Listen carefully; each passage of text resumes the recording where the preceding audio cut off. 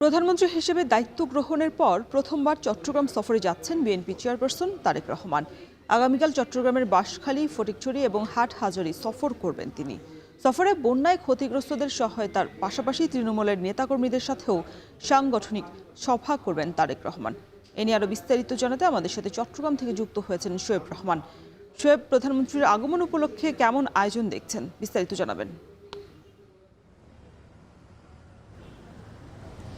রওশন, ব্যাপক আয়োজন চলছে। বিশেষ করে প্রধানমন্ত্রী নির্বাচিত হওয়ার পরে যেহেতু প্রথমবার তিনি চট্টগ্রাম আসছেন, সেই জায়গা থেকে তৃণমূলের সহ বিএনপি এবং অঙ্গ সংগঠনের নেতাকর্মী যারা রয়েছেন তাদের মধ্যে বিপুল উচ্ছ্বাস এবং উদ্দীপনা কাজ করছে এবং তার এই সফরকে স্মরণীয় করে রাখতে তারা কিন্তু সব ধরনের প্রস্তুতি নিয়েছেন। আমরা দেখেছি যে সকল উপজেলা তিনি সফর করবেন সেই সকল উপজেলাগুলোতে বিশেষ করে সাজসজ্জা থেকে শুরু করে ব্যানার ফেস্টুন টাঙানোর কাজ নেতাকর্মীরা বহু আগে থেকে শুরু করেছেন এবং সেই সকল জায়গাগুলোতে যেখানে তিনি সভা করবেন, বিশেষ করে হাটহাজারী এবং বাঁশখালী, সেই জায়গার মঞ্চ প্রস্তুতর কার্যক্রম কিন্তু প্রায় শেষ পর্যায়ে এবং তৃণমূলের পক্ষ থেকে জানানো হয়েছে তারা এবার বেশ উচ্ছ্বসিত। বিশেষ করে এবার কিন্তু তার এই সফর বিশেষ তাৎপর্যপূর্ণ তাদের কাছে, কারণ এবারই প্রথমবারের মতো প্রধানমন্ত্রী তাদের একেবারে তৃণমূলের যারা নেতাকর্মী রয়েছেন তাদেরকে সাথে নিয়ে বৈঠক করবেন। সেখানে তৃণমূলের সমস্যা এবং তাদের কি কি করণীয় সেই সম্পর্কে দিক নির্দেশনা দিবেন এবং তৃণমূলের যারা নেতাকর্মীরা রয়েছেন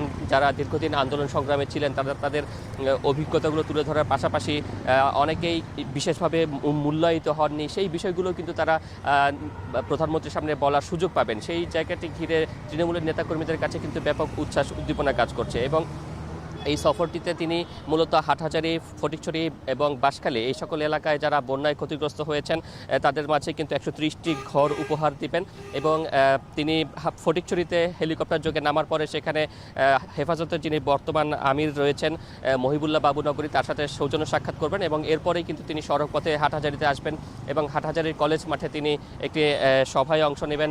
সেই জনসভায় কিন্তু তিনি হাটহাজারীবাসীর উদ্দেশ্যে বক্তব্য রাখবেন এবং একই সাথে সেখানে যারা বন্যায় ক্ষতিগ্রস্ত হয়েছেন তাদের মধ্যে কিন্তু সহায়তা প্রদান করবেন এবং এরপরে তিনি সড়কপথে চট্টগ্রামের একটি হোটেলে তিনি আসবেন, 5 তারকা হোটেলে, এবং সেখানে কিন্তু তিনি তৃণমূলের যে নেতাকর্মীরা রয়েছেন সেই নেতাকর্মীদের সাথে এখানে বৈঠক করবেন। আমরা দেখেছি যে তার আগমনকে ঘিরে পুরো চট্টগ্রাম জুড়েই কিন্তু এক ধরনের সাজ রব তৈরি হয়েছে। বিশেষ করে সড়ক সংস্কারের পাশাপাশি সড়কের সৌন্দর্য বর্ধন এবং সেই সাথে ব্যানার ফেস্টুনের মাধ্যমে প্রধানমন্ত্রীকে স্বাগত জানানোর যেই কার্যক্রম সেগুলো কিন্তু ইতিমধ্যে প্রায় শেষ পর্যায়ে এসে পৌঁছেছে এবং আমরা দেখেছি যে হাটহাজারীতে যেহেতু তিনি যাবেন সেখানে প্রতিটি সড়কেই কিন্তু ব্যানার ফেস্টুনের মাধ্যমে তাকে স্বাগত জানানোর প্রস্তুতি নেওয়া হয়েছে এবং নেতাকর্মীদের পক্ষ থেকে বলা হয়েছে যে সড়কের দুধারেও কিন্তু বিপুল উৎসুক জনতা যারা প্রধানমন্ত্রীকে ভালোবাসেন এবং সেই সাথে দলীয় নেতাকর্মী তারাও কিন্তু সেখানে থাকবেন এবং তারা প্রধানমন্ত্রীকে শুভেচ্ছা জানাবেন। বিশেষ করে প্রধানমন্ত্রী হওয়ার আগে 1989 সালে কিন্তু